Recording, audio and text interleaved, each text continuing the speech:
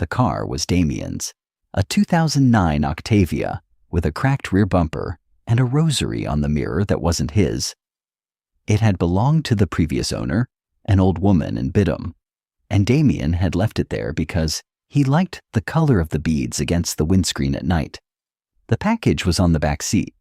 It was the size of a hardback book and wrapped in brown paper that someone had taped with the brisk professionalism of a person who had taped a lot of parcels. There was no name on the front, only an address in marker pen, 17 Kościelna Piskowice. Below the address, smaller, the number 4. Damien had asked Marek whether the 4 was a flat number, and Marek had said it might be, but the building looked, from the sat-nav image, low enough that a 4th flat would be a stretch. Damien had said fine, whatever, and the man had said leave it with whoever opens the door. They had picked the package up at the Statoil on the ring road at 9:20. The man had been waiting in a black Ford parked between 2 lorries. He'd handed Marek the parcel through the window without getting out. He'd given them an envelope with the 200 euros, in tens, fresh from a cash machine. He'd shaken Marek's hand and then Damien's. He'd said, "It's a favor. Tell Pavel I said thanks." Pavel was the owner of the gym in Gliwice, where the brothers trained. The brothers had nodded the way you nod when you are being trusted with something small and you want to be trusted with something larger next time. They had got in the car. They had driven east. It was a Friday night in the last week of October. The temperature on the dashboard read 4 degrees and was dropping. The road from the ring road to Piskowice ran past the steelworks and then through a stretch of dark fields broken by the lights of distant farms. Marek was driving because Damien had a beer at lunchtime and was being careful about the points on his license. Damien was in the passenger seat with his phone on his thigh. He had been scrolling through fight clips for an hour and had now switched to a podcast about a Lithuanian heavyweight he didn't like. Marek told him to turn it down. Damien turned it down without looking up. "You eat?" Damien said. "This morning." "That's not eating. That's breakfast." "I'm on wait." "You made wait already." "I'm on wait until tomorrow night." Damien made a sound he made when he didn't agree, but wasn't going to argue. They drove. On the road came up over a small rise, and the lights of Piskowice spread out below them. Not many lights, a small town, a church spire, the cluster of street lamps along the high street, the dark shapes of low-rise tenements on the edges. The sat-nav said 9 minutes. Marek was 23. He was a welterweight. He'd had 11 amateur bouts and won 9. The fight the next night was at a regional hall in Zabrze and would be his first ranked appearance. He had been making weight for 10 days, and his hands felt cold in a way that had nothing to do with the 4-degree night. Damien was 26 and had stopped boxing 2 years ago after a detached retina. He'd kept the body. He worked at his father-in-law's tile yard and drove couriers like this one for Pavel, maybe once a month. The money was an envelope. The favor was a favor, and now neither brother had asked what was in the package. They came off the main road at the second roundabout and into the outskirts of the town. The streets were quiet. A Friday night quiet, not a Sunday quiet. The bars on the high street were open. A couple of teenagers were standing under a street lamp. A man was walking a dog. The sat-nav took them right at the lights, then left, then right again, into a part of town that the brothers had never been to. The street lamps got fewer. The buildings got lower. Most of them were 2-story brick tenements from the 1950s, with steel doors and small windows, and the kind of brown render that had been brown for so long, nobody remembered it being any other color. "Kościelna," Marek said. "On the right," Damien said. He was looking at his phone, and which had the same sat-nav as the dashboard, but 2 seconds ahead. Marek turned right. The street was narrow. Cars were parked along the left side, and the right was open curb. Number 1 was on the left, the corner building. They counted up. 3, 5, 7, 9. Damien read them off. 11, 13, 15. Then the street ended. Merrick pulled the car to the curb and stopped. The street did not end in a junction. It ended in an empty lot. The lot was bordered by a chain-link fence with a gate that was hanging open. Beyond the gate, in the dark, was a flat rectangle of ground covered in coarse grass and broken concrete. A single tree stood about a third of the way back, leafless, its bark scaled with something pale. "What number was that last one?" Merrick said. 15. "So this is 17. There's no building here." Merrick killed the engine. He took the sat-nav off the dashboard and held it up. The screen said, "You have reached your destination. 17 Kościelna, Piskowice." A red pin sat in the middle of the empty lot. "Check the address," Damien said. "Pull it up on yours?" Mark pulled out his own phone. He copied the address from the parcel and pasted it into Maps. The same red pin appeared in the same place. Maps said the location was a building. The building was named in faded gray letters, Kościelna 17. Residential. 3 reviews. 1 from 2011. Babcia lived here, lovely block. 1 from 2013. Demolished after fire, why is this still listed? 1 from 2019, more recent. Gone. Fire, Mark said. When? Doesn't say. The review from 2013 says after fire. So, before 2013? Before 2013. They sat in the car for a moment. The dashboard clock said 21:56. The heater was on low. The package was on the back seat between Damien's gym bag and a high-vis jacket Merrick used for jobs at the yard. Damien was already chewing the inside of his cheek, the way he did when he was about to suggest something Merrick wouldn't like. "Call the guy," Merrick said before Damien could. "Powell?" "No, the guy." "I don't have his number. Powell set it up." "Call Powell then." Damien called. He put it on speaker. It rang 4 times and then went to voicemail. Powell's recorded voice, gruff, half amused, said he was busy. Leave a message, he'd call back. Damien hung up without leaving one. "Try the guy from the Statoil," Merrick said. "I just said, I don't have his number." "Then we drive back." "With the package?" "With the package." Damien thought about it. He was looking out the windscreen at the open gate. The chain-link fence had once had a sign on it. You could see the holes where the bolts had been. The sign was gone. Beyond the gate, the lot held its rectangle of dark. "He paid us $200 each," Damien said. "I know." "He paid up front." "I know." "He said leave it with whoever opens the door." "There's no door." "He said leave it with whoever opens the door." That was his sentence. He didn't say the door is the one at 17 Kościelna. He said the door.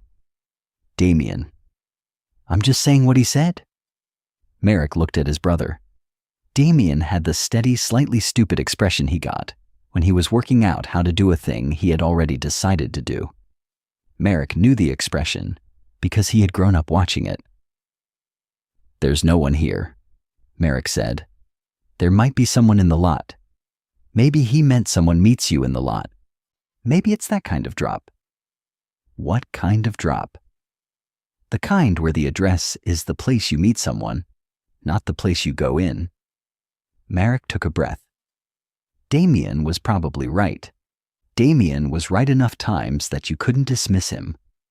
And the brothers had a rule, unspoken but firm, that when one of them had made a call, they didn't undo it for free. Damien had taken the job. Damien had picked the package up. Damien had agreed to the address. If Merrick pulled out now, in this car, in front of this lot, it would be Merrick's pulling out, and the 200 would be Merrick's 200 to give back. 5 minutes, Merrick said. We walk to the gate. If there's no one, we drive back. We try Powell again from the road. 5 minutes. They got out. The car door slams were loud in the street. A dog barked somewhere 2 streets over and then stopped. Damien took the package off the back seat and held it under his arm the way he held his gym bag. Merrick locked the car. The Octavia's lights flashed twice and the rosary swung against the windscreen. The temperature outside was lower than the dashboard had said. There was no wind. The air smelled faintly of wood smoke from someone's coal stove, and beneath the wood smoke, of something else, something more like wet ash, the smell of a bonfire that had been put out a few hours earlier. Merrick noted it and did not say anything. Damien was already at the gate. The chain-link fence was about head height. The gate was a section of the fence on hinges with a latch that someone had cut through with bolt cutters a long time ago. It hung at an angle, and Damien pushed it open the rest of the way. It scraped on the broken concrete. He stepped through. Merrick followed. The lot was bigger than it had looked from the street, maybe 20 meters deep, 15 across. The grass was tussocky and uneven. There were lumps of brick and what looked like sections of foundation slab pushed to the edges. The tree was about 6 meters in, leafless. The pale scaling on its bark up close was a fungus, a tree fungus in shelves, the color of old paper. A man was standing under the tree. Merrick saw him first. He stopped walking. Damien, 2 steps ahead, also stopped, though Merrick wasn't sure whether Damien had seen the man or had stopped because Merrick had stopped. The man was tall and thin and was wearing a long dark coat that came to his knees. He had his hands at his sides. He was not moving. He had been standing there before they came into the lot, which meant he had been standing there in the dark, alone, waiting, for some amount of time the brothers couldn't measure. "Dobry večer," Damien said. The man did not answer. He raised one hand, palm towards them, and beckoned with his fingers. Once, slowly. He did not say anything. "He wants the package," Damien said quietly. "Yeah." They walked towards him. The grass crunched under their shoes. The brick fragments scraped. Merrick was aware, in a way he had been aware in the changing room before fights, of his own heart and the placement of his own feet. The man under the tree did not move except for the small repeated beckon. When they were about 3 meters away, Marek could see him better. He was older than he had looked from the gate, maybe 60, maybe older. All his face was long and narrow, with a high forehead and pale eyes that caught the very small amount of streetlight that reached the lot from Kościelna. He was clean-shaven. His coat was old, a heavy wool, the kind of coat men had worn in this country when the brother's father was a young man. Under the coat, he was wearing a white shirt with a collar. His shoes were polished.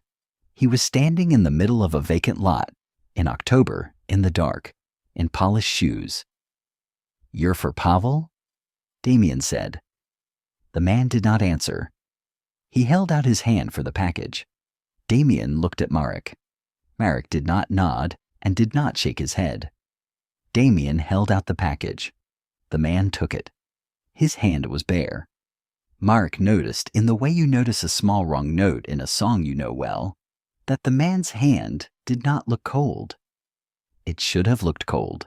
The lot was 4 degrees. The man had no gloves on, no hat. His coat was unbuttoned at the throat. His hand, holding the package, looked the temperature of a hand inside a heated room. The man brought the package up to his face. He smelled it. Not the way you smell a flower. The way you smell a piece of mail that has come from someone you know, briefly, almost without thinking about it, before you open it. He nodded. He put the package under his left arm. "There's no door," Damien said. His voice had gone smaller. "We were told leave it with whoever opens the door." The man pointed with his free hand at the ground. The brothers looked at the ground. The grass at the man's feet was the same tussocky grass as the rest of the lot. There was no door. There was a slight depression in the earth, maybe 2 meters across, like a healed-over hole. It might have been a cellar entrance once, a long time ago. There was no door now. "There's no door," Damien said again. The man pointed at the ground again. He looked at Damien. He looked at Damien for what felt like a longer time than a person looks at another person. Merrick watched. The man did not blink. Marek tried to remember whether he had seen the man blink at any point since they'd come into the lot, and he could not remember. "We're going," Merrick said. He said it loud enough that Damien heard it as the instruction it was. Damien took a step back. The man did not move. The man kept his eyes on Damien. The package was still under his arm. "Thank you," Damien said awkwardly, the way you thank a customer who has just been rude to you and is leaving. The man inclined his head. Not a nod. A slight, informal inclination of the kind a much older man might make in a much older country to acknowledge a service performed. He still did not speak.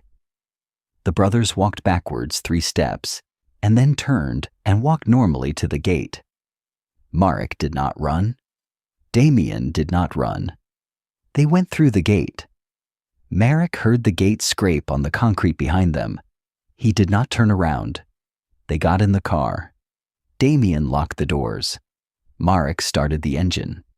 The heater came on with a wash of warm air that smelled briefly of the wet ash that had been outside before the cabin reasserted its own smell of old upholstery and air freshener. Marek did a 3-point turn in the narrow street and drove back the way they had come. For the first 30 seconds, neither of them spoke. The car went past the parked cars, the closed shops, at the corner with the streetlight where the teenagers had been standing. The teenagers were gone. The dog walker was gone. The high street, when they came back onto it, had emptied in the 8 minutes they had been gone. 2 of the bars had turned their outside lights off. It was 22:04 on the dashboard. Merrick. "Yeah." Merrick. "Yeah." "Pull over." Merrick pulled over at the next bus stop. He kept the engine running. He put the hazard lights on out of habit. Damien held out his hand. It was shaking. Damien did not have shaking hands. Damien had hands that had held heavy things since he was a boy, and that had been hit in the gym by other men's hands 10,000 times, and that did not shake. "Look at me," Damien said. Merrick looked. "You saw him," Damien said. "I saw him." "You saw him under the tree." "Yes." He didn't say anything. "No." He took the package. "Yes." He pointed at the ground. "Yes." "I want to be sure. I want to be sure I saw what I saw, because in a minute I'm going to start telling myself I didn't, and I want you to remember that I asked you now." "I saw him." "All right." Damien sat back. He was breathing through his nose the way he breathed in the corner between rounds. His face was very pale under the orange light of the street lamp. Merrick's phone buzzed in the holder. It was Pavel. Merrick answered on speaker. "Pavel." "Boys," Pavel said. His voice was the same voice from the voicemail, gruff and half amused. "You called? What's the problem?" "The address," Merrick said. "The address you gave us. There's no building." There was a pause. "What do you mean, no building?" "It's an empty lot. There used to be a tenement. It burned down sometime before 2013. Another pause. "You're at Kościelna 17 in Piskovich." "Yes." "In Piskovich." "Yes, Pavel." "And there's nothing there." "There's an empty lot." There was a longer pause. Then Powell said, "Boys, listen. Bring it back. Bring the package back to me. Don't leave it. Whatever you did, bring it back." I'll meet you at the gym in 40 minutes. Pavel. Bring it back. We don't have it. There was no pause this time. Pavel said very quietly, What do you mean you don't have it? There was a man, Damien said. There was a man waiting. Under a tree in the lot. He took the package. Pavel said nothing.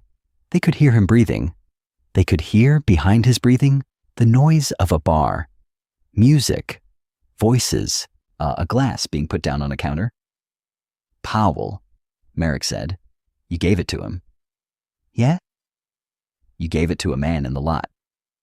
Yes. What did he look like? Damien described him. The coat, the height, the long face, the polished shoes. He described the pale eyes.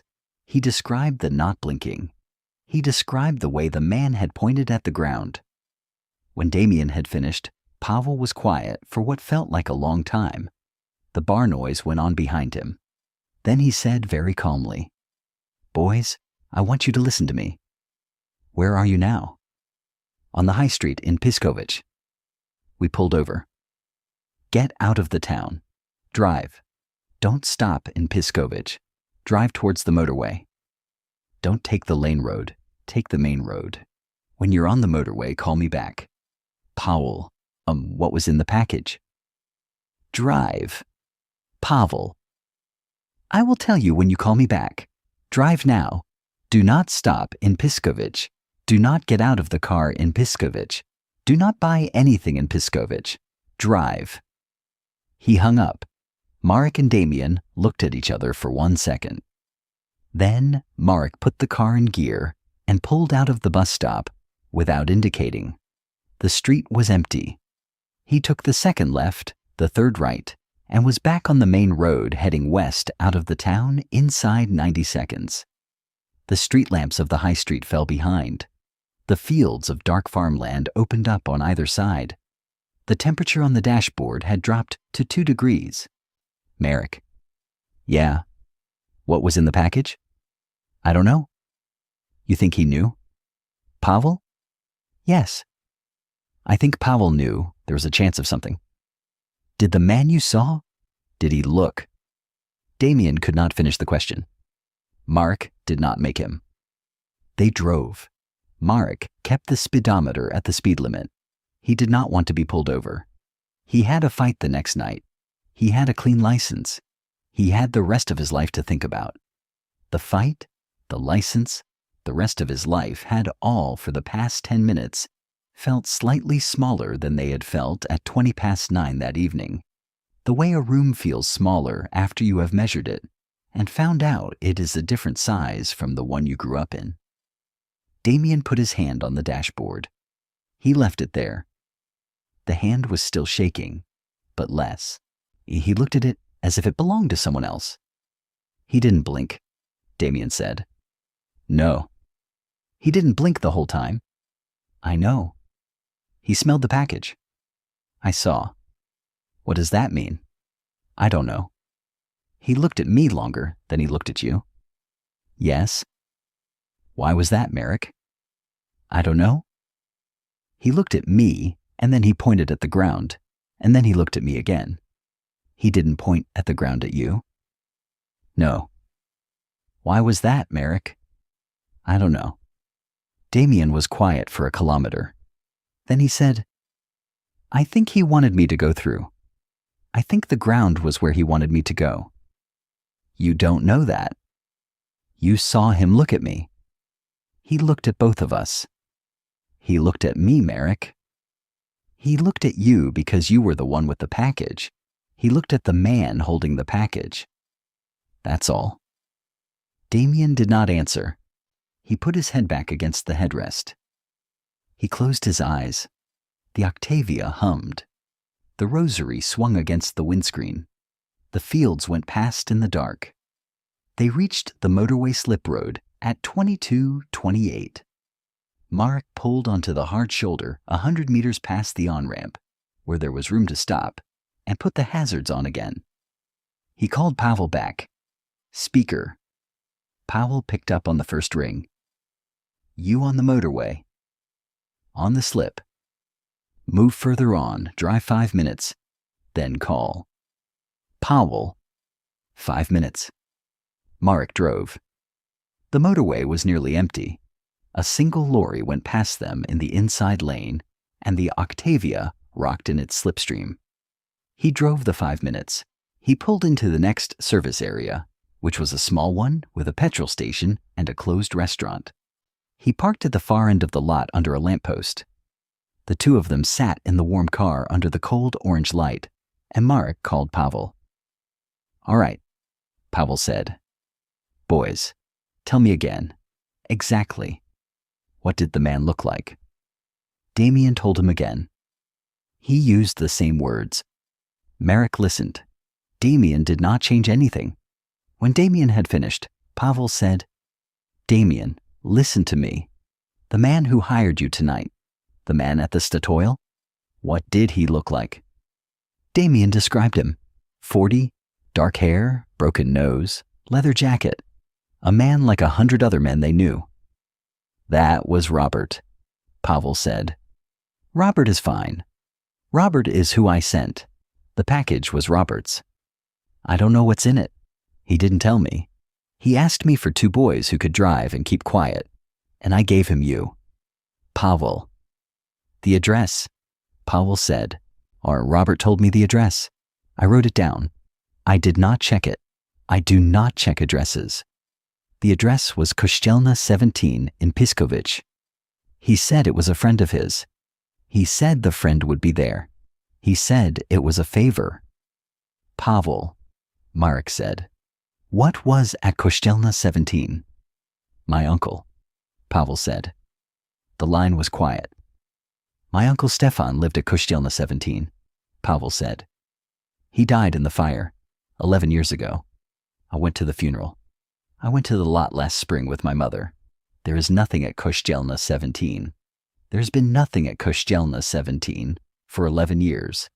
I do not know why Robert sent you to Kościelna 17. I do not, boys. I do not know who took the package from you." Damien said, "Pavel, the man under the tree." "Don't tell me what he looked like again. Please, don't tell me again." Pavel. I am going to call Robert now. I am going to call you back. Do not drive home. Stay at the services. Get coffee. Get inside where there are people. Stay inside until I call. Do you understand?" "Yes." "Marek, you have a fight tomorrow?" "Yes." "Stay inside until I call." He hung up. Damien looked at Marek. Marek looked at Damien. The orange light of the lamppost came down through the windscreen and broke on the rosary and threw small pink shapes onto the dashboard. "Inside," Marek said. They got out. They locked the car. They walked across the lot to the petrol station, which had a small 24-hour shop attached to it. The shop had 2 people in it. The night cashier, a woman in her 50s with cropped gray hair, and a long-distance driver buying cigarettes. The driver paid and left. The cashier looked at the brothers without much interest. Marek bought 2 coffees from the machine. Damien bought a chocolate bar he did not unwrap. They sat at the single plastic table in the corner of the shop, by the window that looked out on the dark lot. Damien put the chocolate bar down. He held the coffee cup with both hands. He had stopped shaking. "Marek," he said. "Yeah." "If Pavel calls and tells us Robert says he sent us to a different address." "Yeah." "If Pavel calls and tells us the building is still there." "Damien." "I'm just saying. If he says that." "I want you to remember what you saw. I want you to promise me you'll remember what you saw. Because in the morning, I'm going to start telling myself I didn't see it. I know I am. I'm going to be tired and I'm going to want to not have seen it. And I want you to be the person who remembers I did. I'll remember. Promise me." "I promise." Damien nodded. He drank the coffee. The cashier was watching them from behind the counter, without seeming to watch them. The fluorescent light of the shop was the kind of fluorescent light that turns young men's faces gray. Damien's face was gray. Marek's, in the glass of the window, was grayer. Marek's phone rang. It was Pavel. He answered. Boys. Yes? Robert says he sent you to Kościelna 17 in Piskowice. Yeah? Robert says his friend lives there. His friend doesn't live there, Pavel. Robert says he spoke to his friend on the phone 2 days ago. Robert says his friend told him to send the package. Robert says he has been delivering things to that address for his friend for 3 years. Powell. Robert is at the Statoil. I have Robert on another phone. He is at the Statoil now. He is... Boys, listen. Robert is telling me right now that he just took the package. He is saying his friend brought it down to the Statoil 10 minutes ago. He is saying he has the package. The same package. The package you delivered. He is saying he is holding it? The friend gave it back. What? He is saying the friend came down from Piskowice with it to give to him. He is saying he is holding it now. The line was silent. Marek could hear faintly somebody on the other phone speaking Polish very quickly. He could not make out the words. Powell, Marek said. Yes? What was in the package?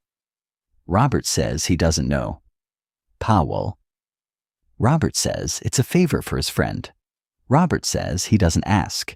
And Robert says he gives it to a courier, and the courier takes it to Piskowice, and Robert's friend signs and sends it back the next day with someone else. Robert says, boys. Robert says he has been doing this for 3 years. Robert says he has used 4 different couriers. Robert says nobody has ever come back and told him there is no building. Robert says, boys, Robert is asking me what's wrong with you.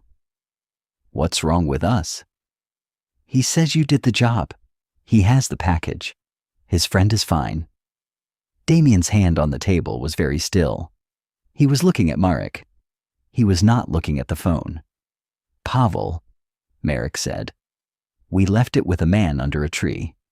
We did not leave it at a building. There is no building. I know. Robert is holding the package now. He says he is. Pavel. I know. The line was silent for a long time. Marek, Powell said. Come back. Come back to the gym. Both of you. I'm calling Robert in. I want to see Robert. I want to see the package. I want to see all of you in one room. Drive carefully. He hung up. Marek put the phone face down on the table. The cashier had stopped pretending not to watch and was looking at them openly. Damien was breathing through his mouth. Marek, Damien said. Yeah. If Robert has the package. Yeah. Then what did we give to the man under the tree? Marek did not answer. Marek. I don't know. We gave him something. We watched him take it.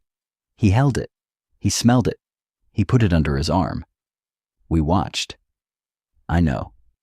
What did he take? I don't know. Damien put his hand on Marek's arm. He had not done that since they were children. He squeezed once. Marek, he said. Look at me. Marek looked. You're fighting tomorrow? Yes. You make weight tomorrow morning? Yes. You drink water at 6?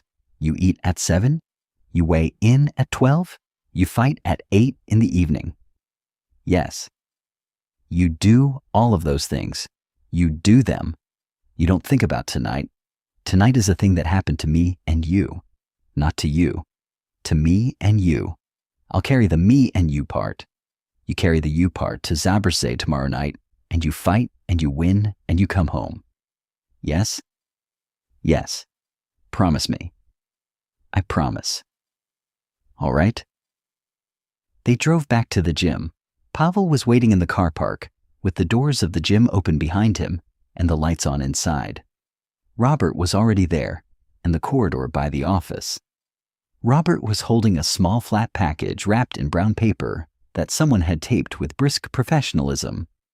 The address on the front, in marker pen, read 17 Kościelna Piskovich. Below it, the number 4. It was the same package. Marek looked at it for a long time. Damien looked at it for longer. Robert was watching them both with a face that was somewhere between worry and irritation. He was a man in his early 40s with a broken nose and a leather jacket. He looked like 100 other men they knew. "Boys," Pavel said. "Open it." Robert protested. Pavel told him to be quiet. Pavel took the package from Robert's hand, sat it on the office desk, and cut the tape with a key. He unwrapped the brown paper. Inside was a wooden box, the size of a hardback book. It was unvarnished pine, plain, with no lock and no hinges visible. Pavel lifted the lid. Inside the box, on a piece of soft cloth, was a black and white photograph in a small wooden frame. Only the photograph was of a man in his 60s, with a long, narrow face and a high forehead and pale eyes. He was clean-shaven. He was wearing a wool coat over a white shirt with a collar. He was standing in front of what looked like a tenement on a street in a Polish town in the 1970s. The corner of the photograph said, in Pavel's mother's handwriting. Pavel recognized it. He said so out loud, his face had gone the color of paper. Stefan, Kościelna, 1976. Damien made a small sound. It was not a word. Marek did not move. He stood with his hands at his sides in the corridor of the gym, in the white fluorescent light, and looked at the photograph of the man they had given the package to. Robert said, "What? What is it? What's wrong?" Pavel said nothing. Marek walked to the wall and put his hand on it. He felt the texture of the wall under his palm, the slightly rough paint, the small bumps of plasterwork, the cold of the wall in the night-empty building. He kept his hand there. He did not look at Damien. He did not look at the photograph again. He looked at the wall. "Pavel," Damien said. "Pavel." "Yes," Pavel said. "You said your Uncle Stefan." "Yes." "Lived at Kościelna 17. "Yeah." "Died in the fire." "Yes." Damien sat down on the floor. He sat down in the corridor of the gym, against the wall opposite Marek, and put his head between his knees. Marek watched him do it. Robert backed away from the desk. Pavel closed the box. Nobody spoke for a long time. After a while, Pavel walked to where Damien was sitting and crouched down beside him. He put his hand on the back of Damien's neck. He did not say anything. He stayed there. Marek watched, with his hand on the wall, and noticed, without meaning to notice, the way the body notices things it has been hit by, that the box was now closed, and that nobody had said what would happen to the package next. Robert was still at the end of the corridor. Robert was looking at the floor. Robert was the man who had been delivering the package, once a month for 3 years, to an address with no building, to a man with no body, who returned the package the next day so that it could be delivered again. Robert had used 4 couriers. The brothers were the 5th and the 6th. The brothers were the first to ask what was happening. Marek thought with his hand on the wall. The man under the tree looked at Damien longer than he looked at me.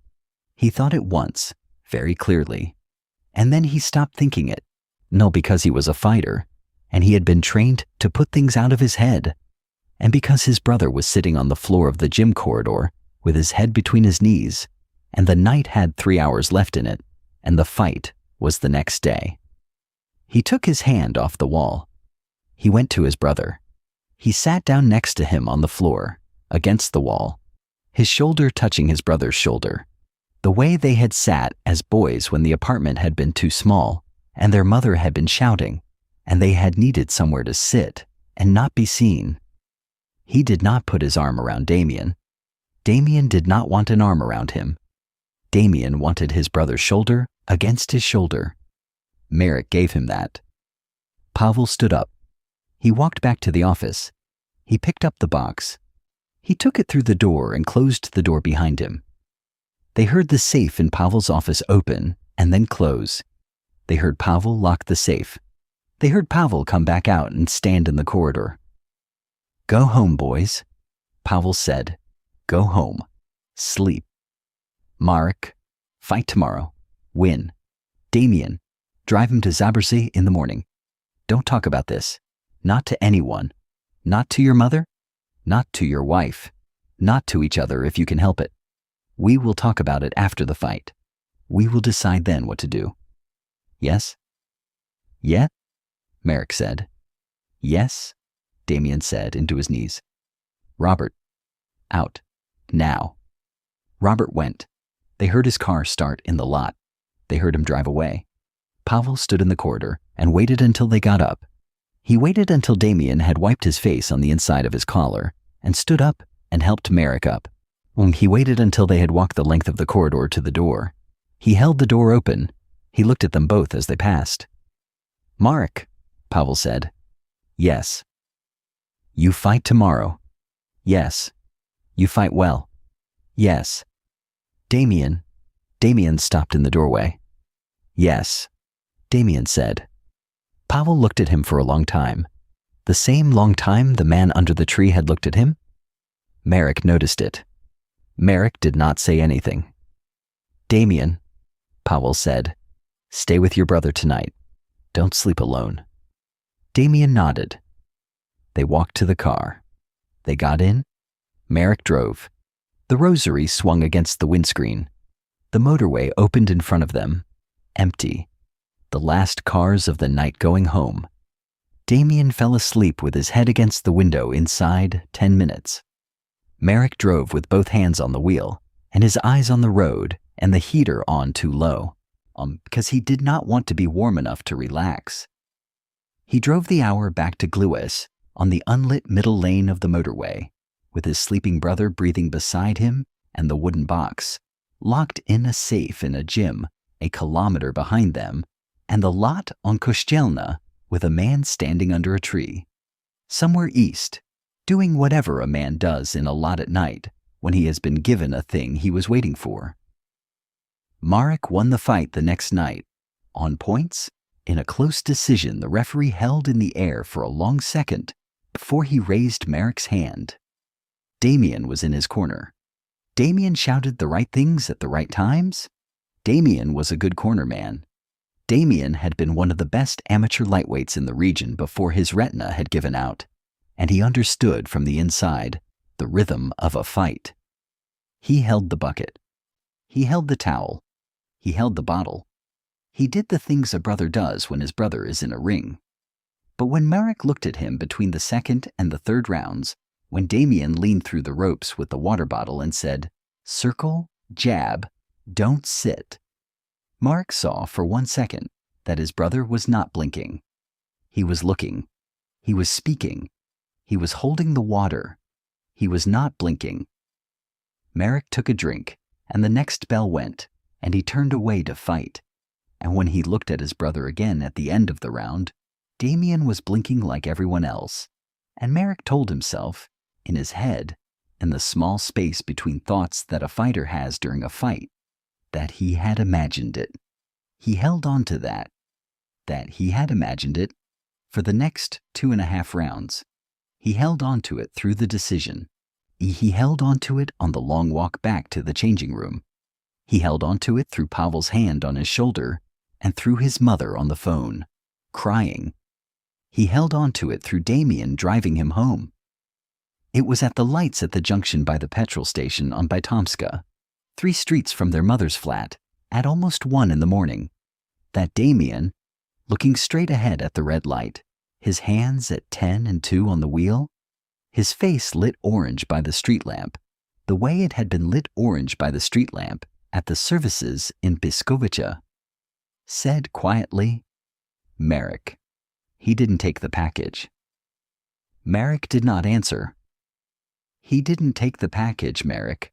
Robert had the package. We saw it in the office. He didn't take the package. So what did I give him?" The light went green. Damien did not move the car. Drive. Damien. What did I give him, Merrick? Drive.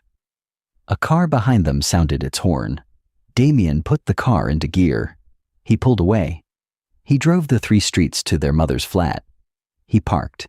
He took the keys out of the ignition. He sat with the keys in his hand for a moment.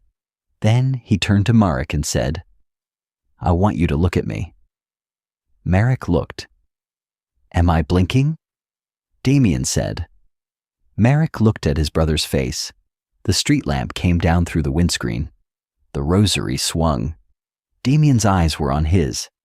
Damien was looking at him steadily. Damien was not blinking. Damien had not blinked for what Marek would later, in the years that followed, remember as a long time. It was probably 8 seconds. It was probably 10. "You're blinking," Marek said. "Am I?" "Yes." "You're sure?" "Yes." Damien held his eyes a second longer. Then he closed them, slowly, deliberately, and opened them again.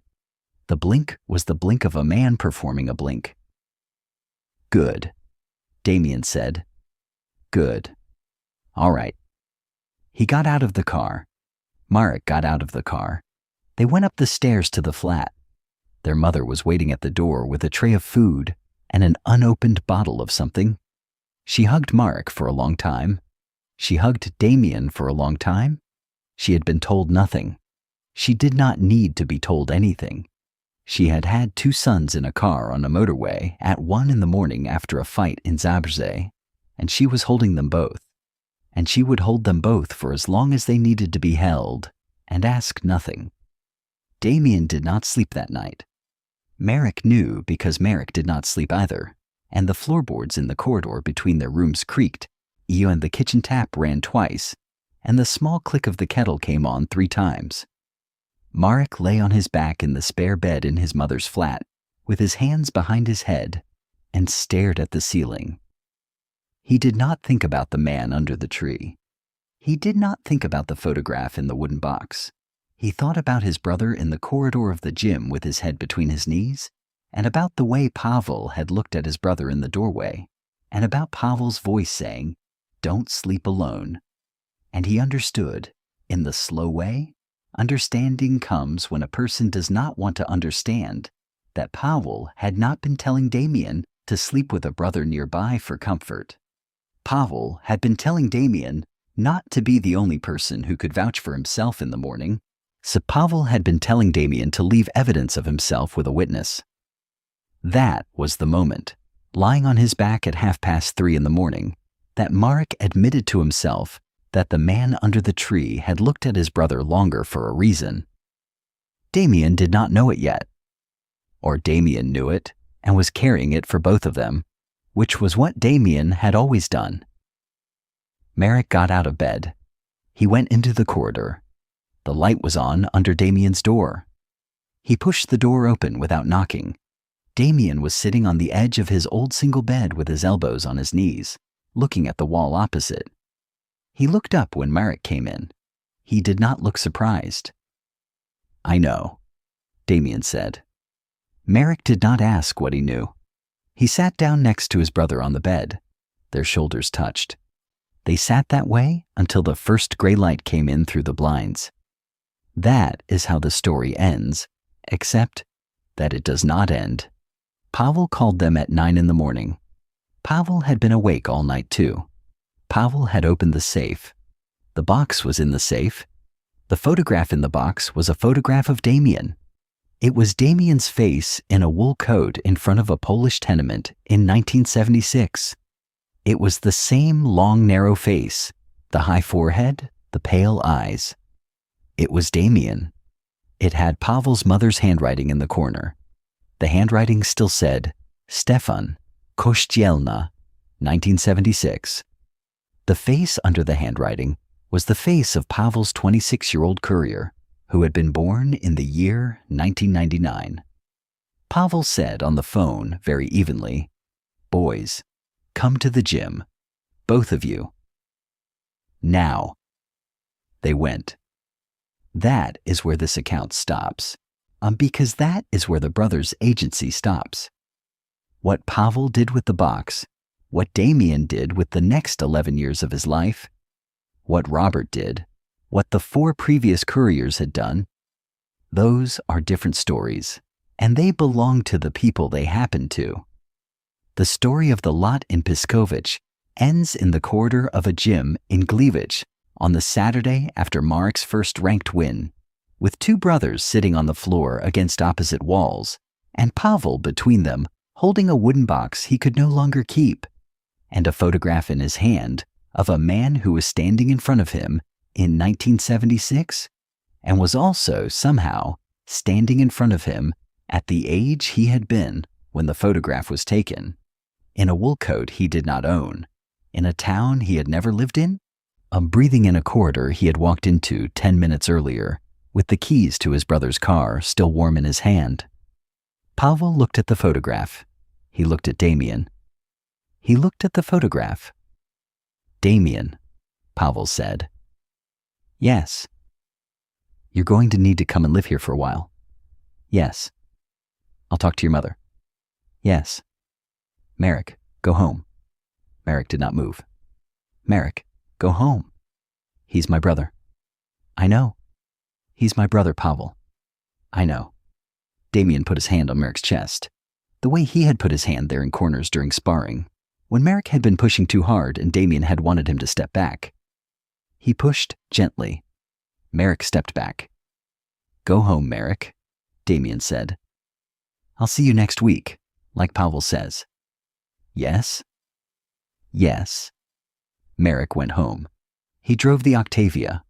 The rosary swung. The October sun was high. He drove with both hands on the wheel and did not turn on the radio. He went up the stairs to his mother's flat. He told her Damien was staying at Pavel's gym to help with the juniors for a few weeks. She believed him because she wanted to. He went into the spare bedroom and lay down on the bed and looked at the ceiling. He did not see his brother again. Damien did not come back to the flat the next week, or the week after, or the month after. Pavel told Marek's mother, in person, in her kitchen, that Damien had taken a coaching job in Wrocław. Damien's wife was told the same thing. Damien's wife had been told he was leaving her 3 days earlier in a letter she had received in Damien's handwriting, postmarked from Wrocław, which Damien had not had time to write. Marek read the letter once. The handwriting was his brother's, and the signature was his brother's. Marek did not say anything to Damien's wife. He held her while she cried. 11 years went by.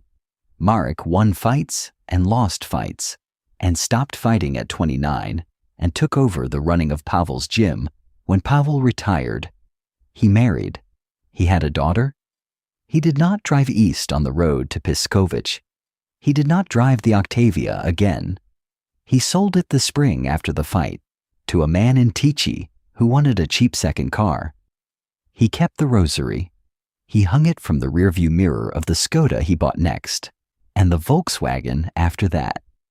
It was hanging from the rearview mirror of his current car on the afternoon Pavel called him and said in the same even voice he had used 11 years earlier, "Marek, come to the gym. Now." Marek went. In the office of the gym, on the desk, was a small flat package wrapped in brown paper that someone had taped with brisk professionalism. The address on the front, in marker pen, read 17 Kościelna, Pyskowica. Below it, the number 4. The handwriting was Damien's. Marek looked at the package. He looked at Pavel. He looked at the package. Pavel said, "It came this morning, by the post. It's addressed to me." Marek did not say anything. "I haven't opened it," Pavel said. "Don't open it." Marek, "Don't open it, Pavel." Marek, "Your brother. I know whose handwriting it is." Pavel was quiet. "Burn it," Marek said. Marek, "Burn it, Pavel. Outside, in the back, in the bin. Now, both of us watching. Burn it." They burned it. They took the package out to the bin in the lot behind the gym and put it in the metal drum where Pavel burned old contracts at the end of every tax year. And Pavel poured a little petrol on it from the can he kept for the lawnmower, and they lit it, and they stood and watched it burn. The brown paper went first. The wood underneath caught more slowly. The smoke that came off it smelled of pine and of something else, something more like wet ash, the smell of a bonfire that had been put out a few hours earlier. Mark stood at the rim of the drum and breathed it in. When the package was gone, when the box was charred and broken, and the photograph inside it, if there had been a photograph inside it, was a curl of ash on the bottom of the drum, Pavel turned to Marek. "Marek," he said. "Yes?" "Don't drive east this week." "No." "Don't drive east next week." "No." "Marek." "Yes?"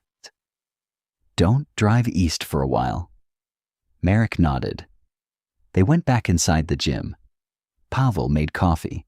They drank it in the office. Marek's daughter rang from school at 4 and asked him to pick her up because the bus was late. Marek told her he would come in 20 minutes. He drank the rest of his coffee. He shook Pavel's hand. He drove west toward his daughter's school, with the rosary swinging against the windscreen, and at the lights on Bitomska, he sat for a long second after the green came on, and the car behind him sounded its horn, and he drove on.